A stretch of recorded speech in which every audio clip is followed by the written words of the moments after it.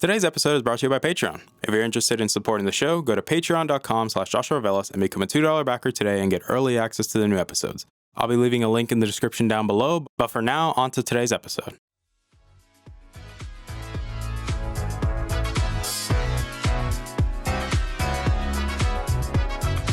You're listening to the Augmented Experience podcast. I'm your host, as usual, Joshua Velas.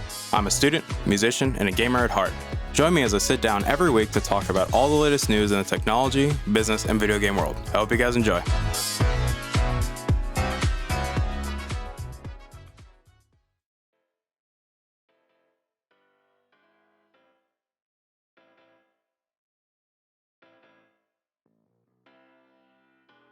All right, everybody, welcome back to the show. My name is Joshua Velas. I am your host as usual, and obviously welcome back to the show.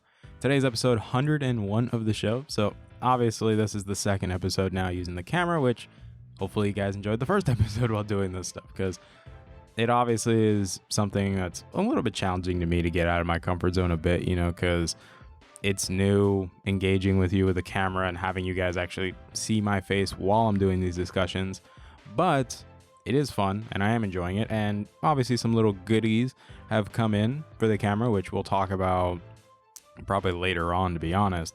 But we do have something to talk about today. Obviously, we're going to do a little bit of house cleaning. Obviously, thank you guys so much for the love and support that you guys have continued to give me.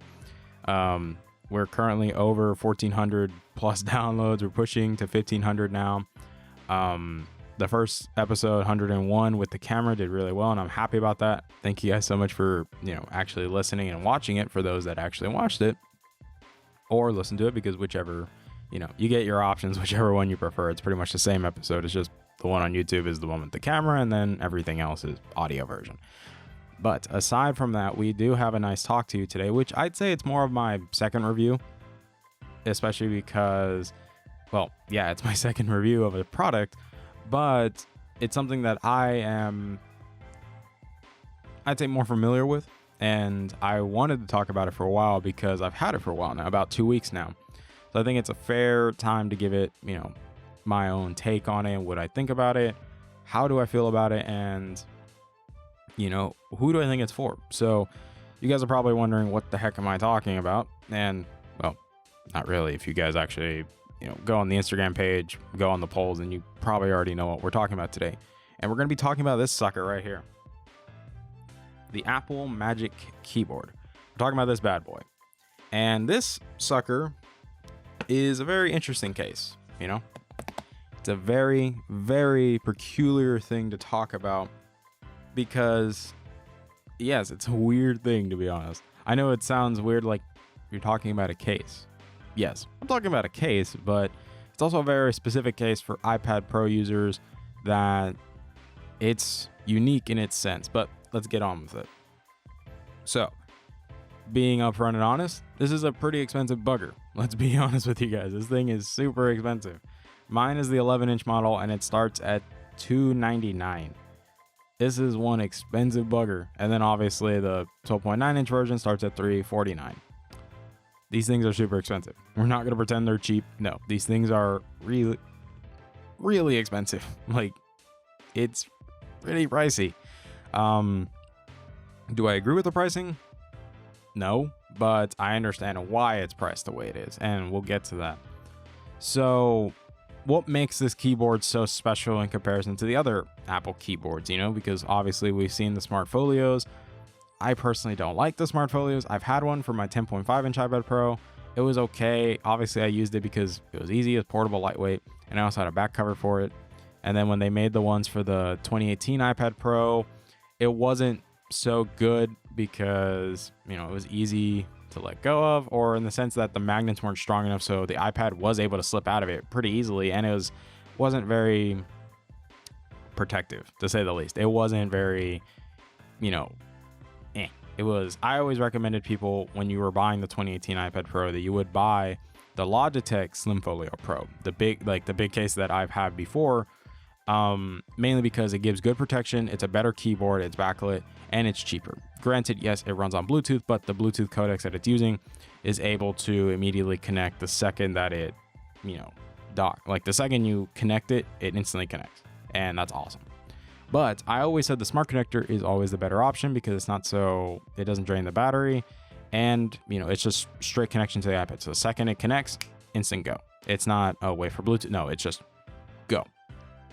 And what makes this one unique is it takes a lot of the things that people wanted the most from those other keyboards, puts them on here, but it also does some trade-offs that I know a lot of people debate on these trade-offs, but that's why, this is my review of it and how I feel about it, because I do not share those same sentiments as my counterparts. So let's talk about it. What's actually different about this keyboard in comparison to the other ones.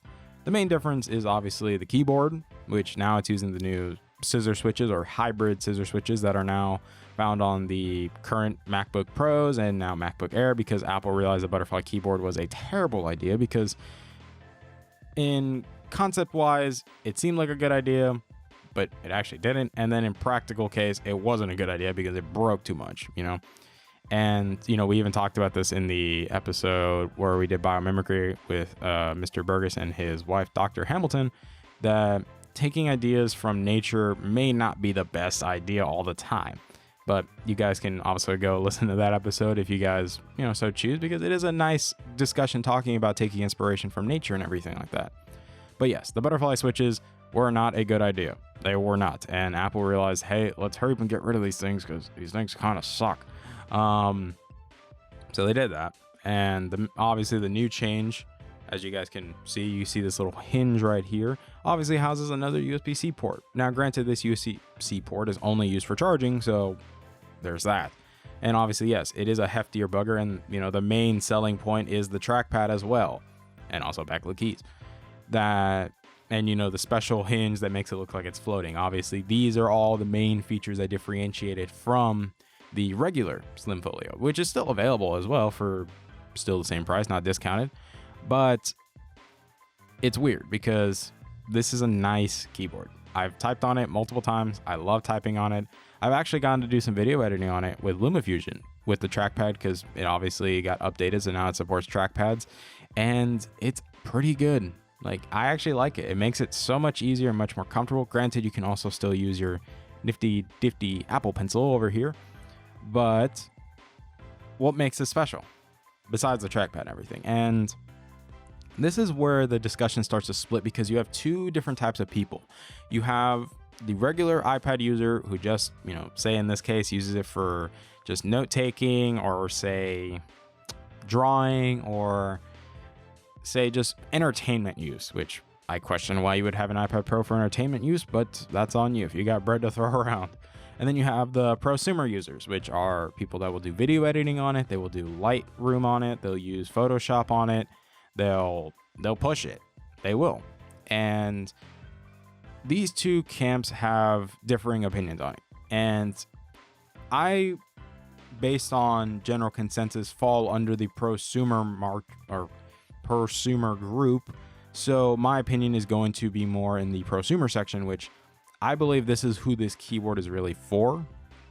But you also have to keep in mind, I'm also in the student camp, because I am a student. I use this to take notes. I use my iPad to do a lot of my paperwork for class and, say, filling out documents and stuff like that. And that's why, for me personally, the keyboard was worth it. Now, granted, I will say this very upfront with you. It is not made for everybody. This is a keyboard that, yes, it has its flaws, it has its drawbacks, and some of the drawbacks that some people have with the keyboard would be weight and portability, because I know some people say those really should be together, but they're actually separate, and you'll understand why. Yes, when you combine it with a 12.9 inch with a 12.9 keyboard, it's about like 3-ish pounds, about somewhere in that range, 3 pounds. And then with the, actually above 3, it's like above 3 pounds, like 3.5 something. And then when you look at the 11-inch model, the 11-inch model is about 2.83 pounds, somewhere in that section. And yes, some people are like, hey, this is too heavy, it's too bulky, this is not cool. Obviously, you also have issues where people are saying, hey, I don't like the range of motion that these things have, like the angle that you're able to tilt it. And, obviously, yes, it does have a trackpad. It's a really nice trackpad because you can click on it on every side, but it also is kind of small. So it takes time. Like for me, with my fingers, it is a little bit cramped sometimes, where I have to get used to using it because you have to get used to it, which happens anytime you get a new piece of tech. You have to get used to what you're using, because if you never used it before, of course it's going to be weird. Like, it's pretty obvious it's going to feel pretty weird, guys.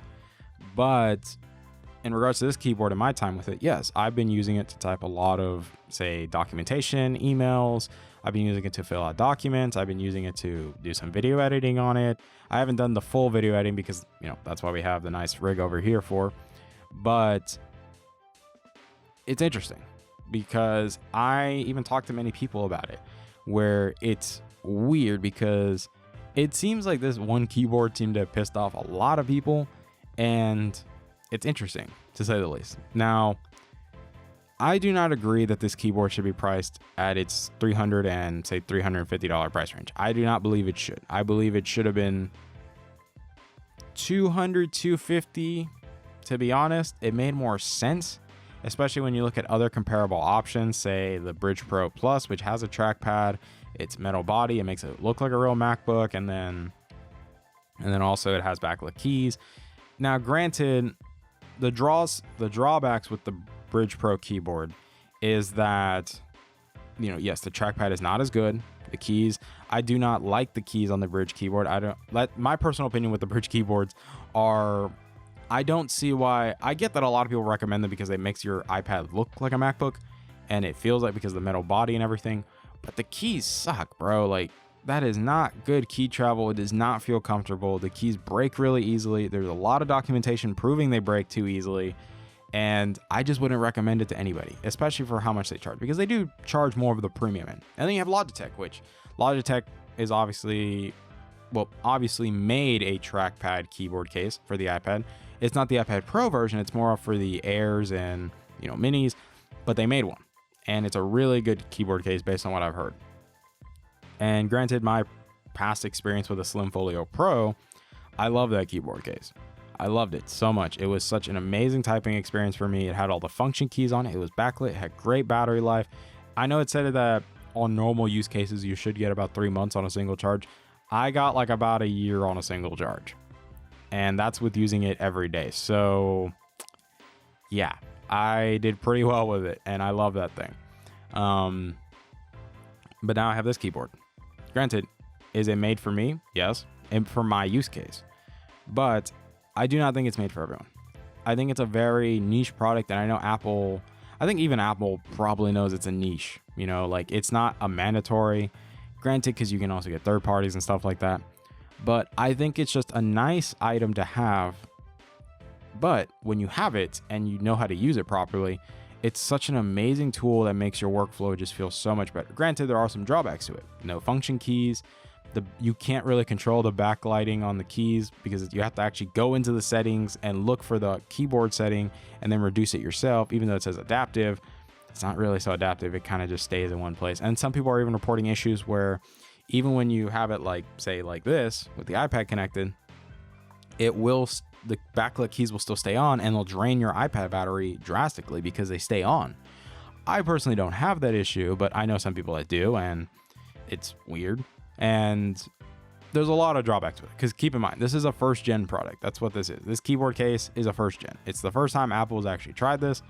And yeah, there's obviously some bugs with it, and you're paying a good premium to be a first gen adopter. Even though, yes, it's considered for the next gen iPads, the keyboard itself is considered first gen. But it was the most exciting thing about the whole iPad refresh, It was the most exciting thing to come out of it, because a lot of people didn't want to upgrade to the new iPad Pros. They didn't, because they thought, is there really anything different from the 2018 to the 2020 version? And the answer is not really. It's very substantial. Minor difference, really. Not really substantial. It's more of a minor difference. But the keyboard, this keyboard case got people excited. And that's why I decided to get one. Granted, I also got the new iPad, but that's a whole different story. But it's interesting. Like, my personal use, I have loved using this thing. It's just so nice having the keyboard, especially because it makes it feel like a laptop. And that's how I always view the iPad. Is I do believe the iPad is a laptop replacement. I think if what you do is just type papers for class, look up videos for class, or do homework on your on your laptop for a class, which if that homework involves like a website and everything like that, which, most calculus classes, most business classes, say many of my friends that do biology and science classes, for our case, we use, WebAssign and then it makes sense, that it's such a nice experience because especially when you have it folded up, it's crazy to think about because I lay on my bed, like just normal, just laying down. And it's just so nice that I can just have it at a 90-degree angle, keyboard flat. And then it's just such a nice viewing angle for me. And then when I want to like sit down at a table and type, obviously I tilt it to at least like about like 100 and I think it's like 120 degrees or something. I think it's somewhere in that range. It's like 100 something. And it's just really nice typing experience for me. I like it. And I've enjoyed my time using it. And granted, like I said, this is my experience. This doesn't mean that everybody's experience are going to be the same because everybody has different experiences. There are some people that are going to be waiting about like a couple months to review this thing. And that's cool, and you can definitely go watch those videos. But going under my impressions, I do not believe this keyboard case is made for everyone. I believe this keyboard case has a specific buyer that really needs to think, hey, is it worth all the benefits? Are all the benefits worth the price tag that they offer? Yeah, but keep in mind, Apple does not discount these keyboard covers. They do not. They're very stubborn about discounting them. Like, think about it. The original Slim Folio or Smart Folio did not get, it didn't get price dropped. It didn't.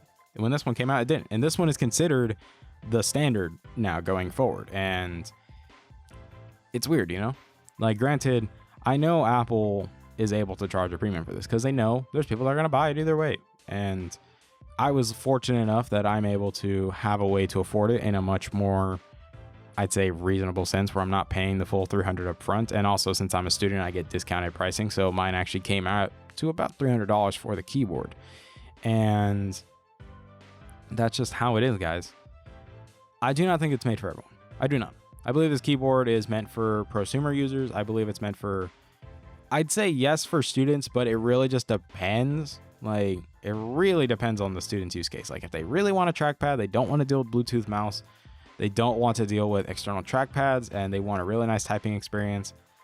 But at the same time, you could get a nice typing experience from other cases because you have to keep in mind Logitech is still making their version of this keyboard for their, I'd say the updated version of the Slim Folio Pro with the trackpad, and then it's still going to be cheaper. I know students also get a discounted price for Logitech, 25% off, which is bigger than the Apple discount for sure.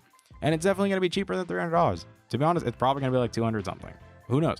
Like Logitech could be crazy, 180 or something for the 150 for the 11 inch and then 180 for the big boy. Who knows? They might keep it under $200 and I wouldn't be surprised. And in terms of the weight, I actually want to talk about this one because the weight comments have been so annoying. Like, it's mind-boggling on how annoying the weight comments are about this keyboard. Like, guys, come on. Really? It's not slim and portable. Dude, it's 2 pounds. 2 pounds is portable. Like, we regulate, like, you can regularly move 2 pounds. Like, that's not heavy in your bag. It's not as heavy as like a 5 to 10 pound laptop. Like, you have to think about that. Like, most engineering colleges always recommend that you have a big gaming laptop. I do not agree with that mantra because I think that's very silly, especially because all your work is not even done in the class. If you actually go inside of an engineering classroom, a lot of your, programming work and anything like that is not really done in class. It's done in your room or anywhere you want to go. And it's funny because campuses, computers all over campus, I'm speaking for my campus, all over the campus are decked out with all the software needed to run any program for any class. They all have them installed with no issue.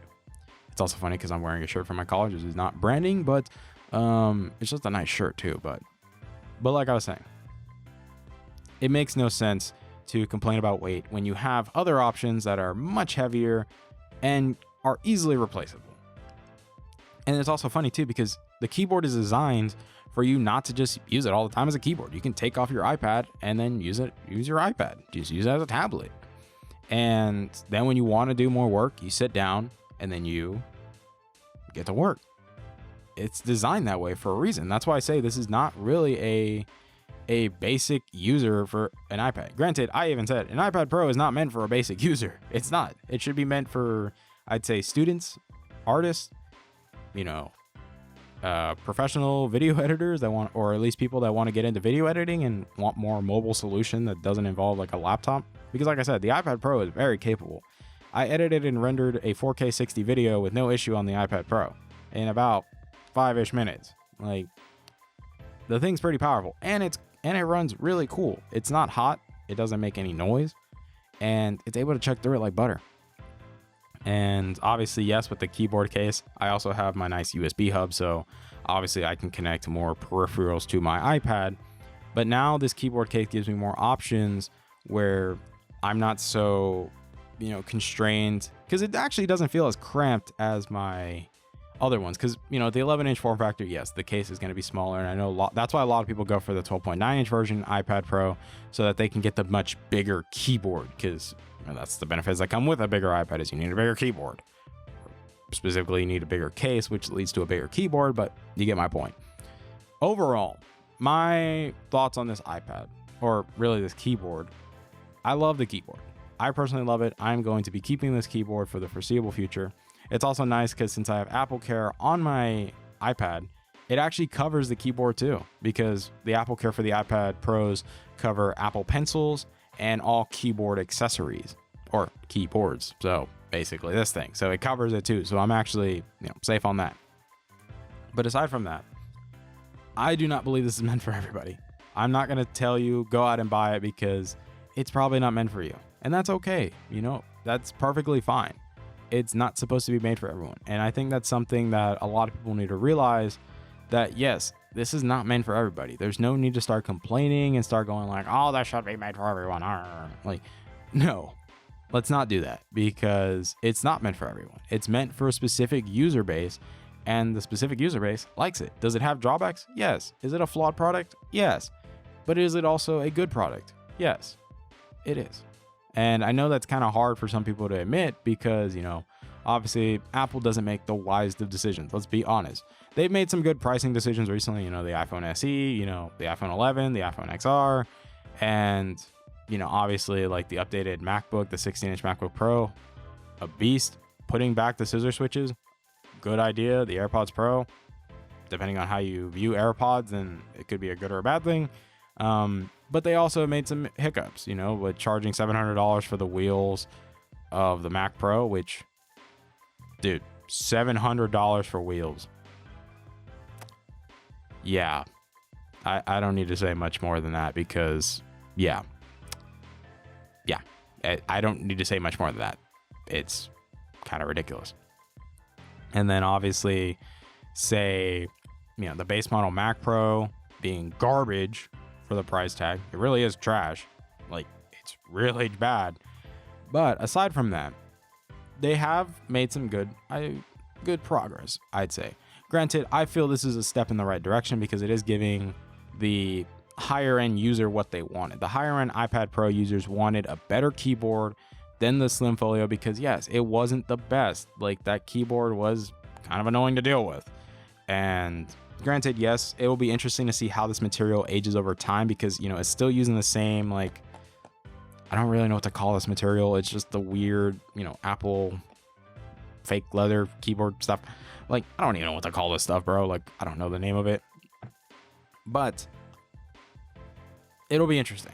And I think in the long term, it is going to be a good investment for who it's made for.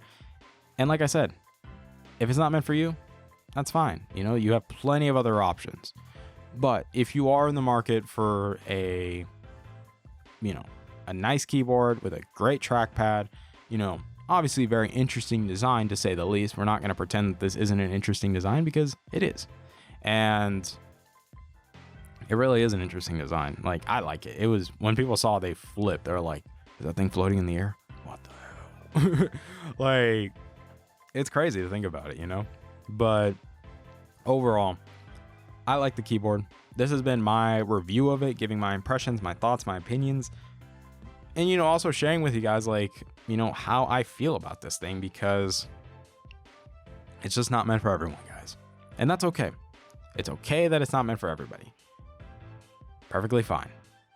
But aside from that, thank you guys so much for your time. Thank you guys for coming back and listening to today's episode. You know, it really means a lot to me. You guys keep coming back and listening. You keep sharing these episodes with your friends, and you keep downloading them, which, you know, it's really nice. Like, I thank you guys that you keep coming back. Like, it's definitely been a wild ride, and obviously we have another episode for you guys this week as well because you guys wanted more uploads. But it's going to be nice. And obviously, like I said, and I'll actually show this now because it's near the end of the video, so I can give you guys a little bit of surprise. Obviously, if you're listening to the audio version, you're not going to be able to see this, so I'll actually describe it a little bit. But this is the new lens that I just bought for my camera. Any of you guys that, you know, I don't expect all of you to know what about camera gear and stuff like that. But what this is the Sigma 30mm f1.4 lens. This is a lens meant for my Canon M50 or anything that uses the EFM mount. It's a very popular lens for the Sony E mount as well. And I got it today. It came in the mail and I was really happy about it. And for me, that lens will mostly be used for, say, photography, which, spoiler, the Patreon backers will be now getting a little bit more special things now because now they'll be able to get more content. So if you haven't become a Patreon backer, consider becoming one. It's only $2 a month to get early access to the episodes. And actually, I will be adding more to the $2 tier as well. But it is a good way to help support me in the show because, you know, it's a nice way to help because it does come in handy, you know, like, and because my main goal for the Patreon is I do want to hit at least 10 backers by the end of the year. That'd be pretty cool for me. But yeah, if you guys consider, or if you feel like, you know, you want to become a Patreon backer, great. If you don't, that's perfectly fine, guys. You don't have to feel like you're forced to do it or I'm like pushing you in the direction of doing it because I'm not. That's if you guys want to, because it's just a way to help support me. Another way to also help me support me is when you're on Spotify or Apple Podcasts or whatever you use to listen to this podcast, give me a review and let me know what you guys think. You know, thumbs up, thumbs down. You know, YouTube, you guys already know what to do. Like, if you like the video, thumbs up. If you don't, thumbs down. It's all the same, you know. It's helpful feedback for me because it lets me know I'm either doing something good or it lets me know that I need to improve in some area. But aside from that, thank you guys for your time. I love you guys to death. Please continue to be safe. Continue to wash your hands, you know, because times are still weird. You know, we got human malware going out there. I actually like it that people call it that, human malware. That's actually it's a funny reference. Like, that if you guys know it, then cool. But if not, it's fine. But continue to be safe. Continue to take care of your loved ones. Continue to be, you know, don't do anything dumb, essentially. Like, please don't. Because right now, it's not the wisest of ideas or wisest of times to make poor decision making right now. Right now, it's best to make decisions you can live with. And if you can live with the consequences of them, then cool. If you can't, you probably shouldn't be doing it. So thank you guys for your time. I love you guys to death. Please continue to be safe. And I will see you guys Friday for the next episode that we have this week. But until then, thank you guys. Bye. Hey there. Thank you for listening to today's episode. I really appreciate it. Thank you guys so much for taking time out of your day and listening to today's episode. If you're interested in supporting the show, whether it be financially, clicking the follow button, or just sharing the episode, it all works for me, guys. Thank you guys so much for your time, and I love you guys to death.